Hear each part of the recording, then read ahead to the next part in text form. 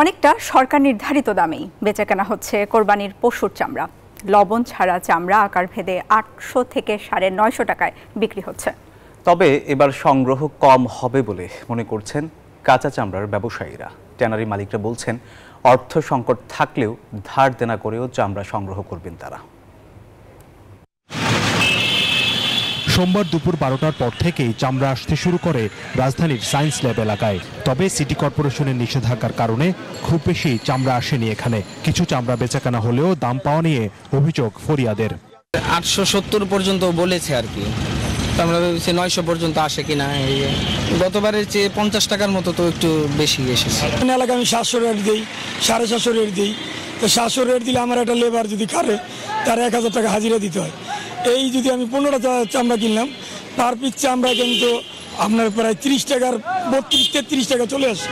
এবছর ঢাকায় লবণযুক্ত গরুর চামড়ার দাম প্রতি বর্গফুট নির্ধারণ করা হয়েছে 55 থেকে 60 টাকা।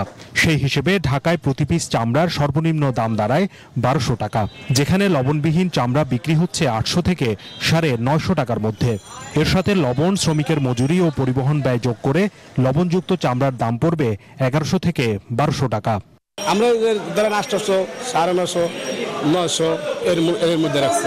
এর তো বেশি আর হবে না, একটু আর 200 টাকা বাড়তেও কেউ বেচতে পারে, আবার একটু কমও বেচতে পারে।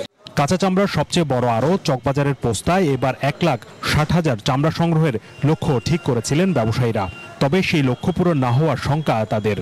বাংলাদেশে কোথাও সরাসরি চামড়া কেনা ট্রেনের মালিকরা ঈদের দিন, কিন্তু ঢাকায় ট্রেনের মালিকরা সরাসরি এজেন্ট এবং তারা মালিক সহ সরাসরি ফিল্ডে নেমে তারা মালটা খরিদ করে। ঢাকার মধ্যে কোনো অবস্থাতেই ওই পরিস্থিতি আসবে না যে চামড়া নষ্ট হবে, চামড়া ফেলে দিতে হবে, চামড়ার দাম পাবে না। এবছর চামড়া কিনতে ট্যানারি মালিকদের 80 কোটি টাকা ঋণ দিয়েছে ব্যাংক। তবে তা পর্যাপ্ত নয় বলে জানিয়েছে বাংলাদেশ ট্যানার্স অ্যাসোসিয়েশন। এই বছর টোটাল যে কটা ব্যাংক বা চামড়া খাতে লোক নিয়ে আছে, সেই ক্ষেত্রে আমরা দেখেছি যে 70 থেকে 80 কোটি টাকা দিয়েছে। এটা আসলে চামড়ার বর্তমান যে আমাদের যে চামড়া সংগ্রহের যে পরিমাণ টাকার প্রয়োজন সেই তুলনায় অনেক কম। প্রাণী সম্পদ অধিদপ্তরের তথ্য মতে এবার সারা দেশে 1,06,00,000-এর বেশি পশু বিক্রি হয়েছে। হোসাইন শাহাদাত, নিউজ 24, ঢাকা।